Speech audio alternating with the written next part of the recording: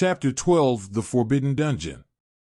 After arriving at the forest, Adam proposed to have a friendly sparring session with Yuan. To prevent any damage to the surrounding area, Yuan suggested using the dimensional field, but Adam pointed out that he wouldn't be able to use his elemental skills there. Instead, Yuan recommended going to Dungeon Portal 12 for their sparring session. He reasoned that there aren't many adventurers in that area and the terrain would give Adam an advantage. Upon arriving at the dungeon, the inspector immediately stops them because in their previous duel it causes too much damage in the dungeon that forced them to close for a few weeks, and the two asked the inspector if it's possible for them to enter other dungeon, and officer responded yes, but they need to accept the term that they will not duel or killing other adventurer inside the dungeon, and they will be fined 100,000 gold coin. If they find out they violate the rules, Adam asked about if other player has an intention to kill us. The inspector responded it's a different subject, it will be fall under the self-defense. Both of them decided to go to rank a dungeon in the few days and to back to market to buy some food and other things that they need in their adventure, and they still have 10 months before the entrance exam. After 2 days had elapsed, they had gathered all the necessary items for their upcoming adventure. Yuan contacted Ruby to request an entry pass for the AS grade dungeon, which only authorized personnel or those with a specific rank can enter. Ruby promised to verify and provide them with the necessary authorization. After a brief period, Ruby called back and confirmed that they had the authorization to enter the dungeon. However, there was only one available gate that day, which was an A+ category dungeon with 5 floors. Therefore, they needed to be cautious because they might face A+ or higher level adversaries. Ruby cautioned them not to let their guard down and warned them about the presence of a guild that may enter the dungeon, stating that their intentions are unknown.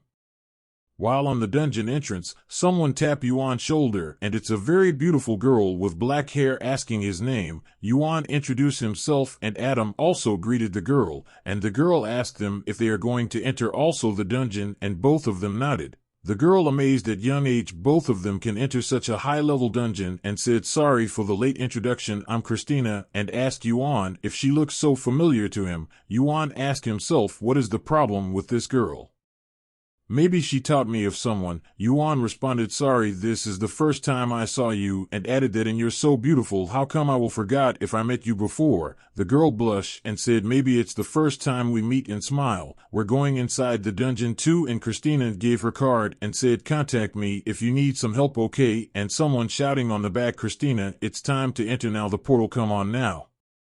Adam asked Yuan if he recognized the girl because she seemed excited to see him as if they had known each other for a long time.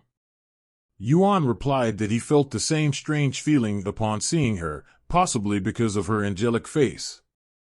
Adam jokingly commented that's the problem with being handsome, that people are approaching you and looking for an opportunity to connect with you. Yuan smiled at the comment. As they entered the portal, an inspector greeted them politely and inquired if they were accompanying Lady Christina, to which they nodded. The inspector then saluted both of them and reminded them to be cautious. Yuan and Adam joked that it was their first time receiving a VIP entrance and speculated that Christina might be a ranker or a member of the royal family. Inside the dungeon, Yuan and Adam activated their aura to sense the layout of the first floor. They noticed that there were no other adventurers present on this level. Adam remarked that they had the entire floor to themselves, so they could use all their strength to clear it. They decided that Yuan would take on the north and south parts, while Adam covered the rest.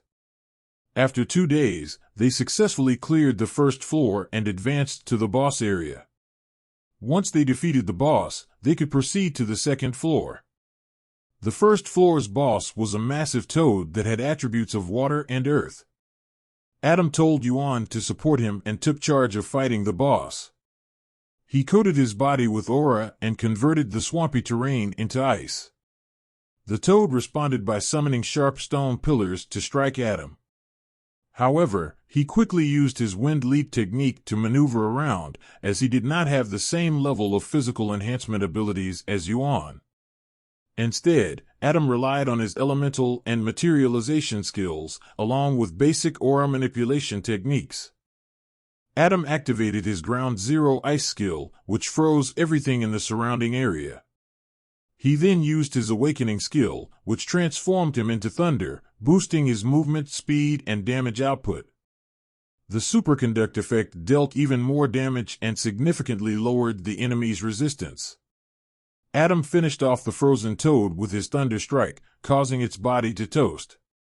As they advanced to the second floor, they encountered more powerful enemies compared to the previous one. Therefore, they decided to team up and assess their abilities to see if they could take on these foes solo. The enemies' levels ranged from A+ to S, and while they were sneaking up on a group of chimeras, they realized that these foes also had aura manipulation abilities. However, they were still unsure of their capabilities. Yuan used his Con ability, jumped onto the top of the chimera's formation, and concentrated his ki in his fist, punching the ground with great force. The enemies emitted a white aura, and it became apparent to Yuan and Adam that these chimeras were mind weavers, capable of manipulating or controlling people or objects, including someone's movements or manipulating objects in the environment. As the chimera began covering the area with silk, Yuan warned Adam to be cautious, as the silk could restrict their movements and was sharp enough to cut through flesh easily. To defend himself, Adam activated his defensive aura and then cast a burning spell in the area. He followed this up by summoning a swirling wind that enhanced the elemental damage and generated further elemental reactions. However, despite these efforts, the chimera only sustained minimal damage. While Yuan enhanced more Adam defensive aura, suggests to Adam to use his nature magic along with his thunder skill can activate aggravate to do more damage. Further nature attacks which increase nature damage to the enemy.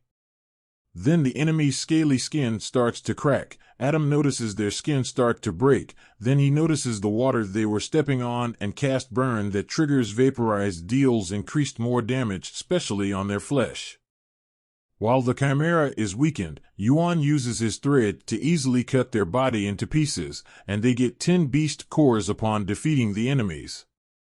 After that they proceed to the eastern part of the dungeon. While analyzing the area, the enemies are a large wild boar with very thick skin.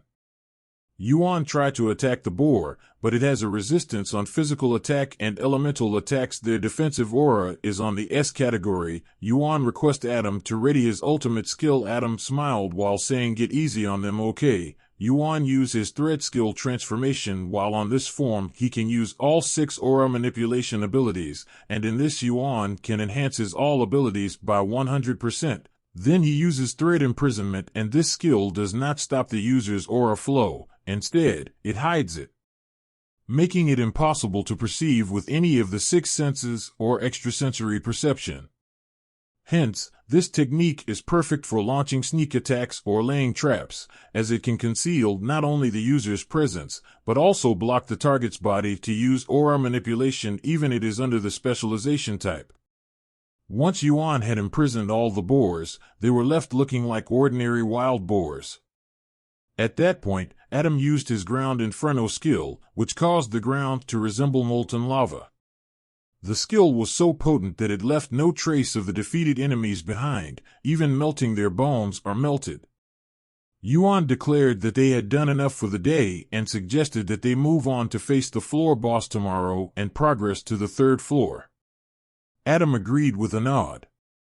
It's already morning, they already reached the boss floor room, and the enemy that they will face is a humanoid form with a grasshopper appearance with a beetle-like wings. Yuan analyzed the enemy is an enhancer, and asked Adam that he will fight him alone. The enemy said, "You underestimating me, kid, but if you want to be first to die, it's my pleasure to fulfill your wish." Yuan bolstered his entire body with defensive aura, and also imbued his legs and fists with boost aura to amplify the power of his attacks. As soon as they clashed, they began exchanging blows, each landing powerful hits on the other. The force of their punches was so great that they both were sent flying away. After the dust had settled, Fudo complimented Yuan, saying that he was not bad for a kid. He then introduced himself and expressed pleasure at having found a worthy opponent in Yuan. In response, Yuan introduced himself and his friend Adam. Fudo then challenged Yuan to show him all that he was capable of and to revel in the thrill of battle. Yuan nodded, accepting the challenge. Fudo was able to keep up with Yuan's movements and caught hold of his legs. Despite this, he was still able to dodge a palm blast thrown at him at a very short range and intercept Yuan's kick. Fudo also summoned some beasts to attack Yuan, but Yuan was quick to react and killed multiple insects using his punches. For the humanoid beasts summoned by Fudo, Yuan twisted their necks before they had a chance to see him move. Fudo was amazed by Yuan's agility and commented that not only were his skills impressive, but his movements were also frightening. He added that Yuan was truly one of a kind. Fudo activated his ability, causing his fists to glow like flames. Yuan smiled and complimented him on his unique aura ability. However, when Fudo's punches hit Yuan's arms, they created a blast, and Fudo asked if Yuan could keep blocking his punches. Yuan confidently replied that he could and advised Fudo to check his surroundings. Sensing that something was not right, Fudo quickly dashed back, but he failed to notice that Yuan had already set up a thread that sliced through his body during his fast movement. Fudo's vision began to split, and he saw the floor covered in his own blood. Upon arriving on the third floor of the dungeon through teleportation, Adam and Yuan were taken aback by the sight of the destroyed area with no enemies left. They then spotted Christina's group, who had set up a tent on that floor. Christina approached them and expressed how much she missed them. She also complimented them on being able to reach that floor with only the two of them and mentioned that they are both licensed rankers. Adam and Yuan corrected her, saying that they still haven't taken the entrance exam. Christina, however, was confident that both of them would pass with flying colors, which made them both smile. Adam asked Christina why they didn't see her on the previous floor and why there were no enemies on the current floor. Christina explained that some special portals have multiple dimensions and that only members of the same party can enter the same dungeon. She also mentioned that on this floor, which is called the midpoint of the dungeon, all adventurers who enter through that portal can meet each other. This feature is only available in Type S dungeons. Christina added that their world was once whole, but was split into two due to human greed for power. Her ancestor had also mentioned that there was a powerful mage in the past who planned to save humanity in this world.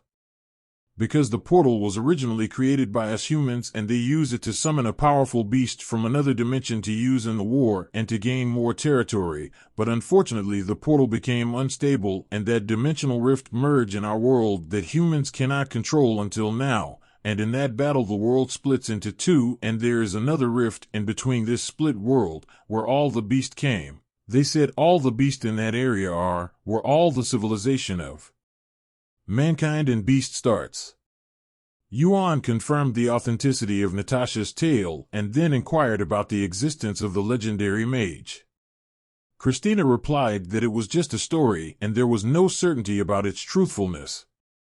According to the tale, there were 7 holy mages, and 5 of them became consumed with greed and created their own empires. The other 2 holy mages remained committed to stopping them. Christina shared that, to her knowledge, the 2 holy mages were a couple, but the girl had perished in the battle, while the other had given up everything that mattered to him in exchange for power. According to Christina, they were surprised to find out that this dungeon was different from the others. They have already reported it to the association and suggested that Adam and Yuan join their party on the 4th floor, which is a battleground where thousands of beasts will be present.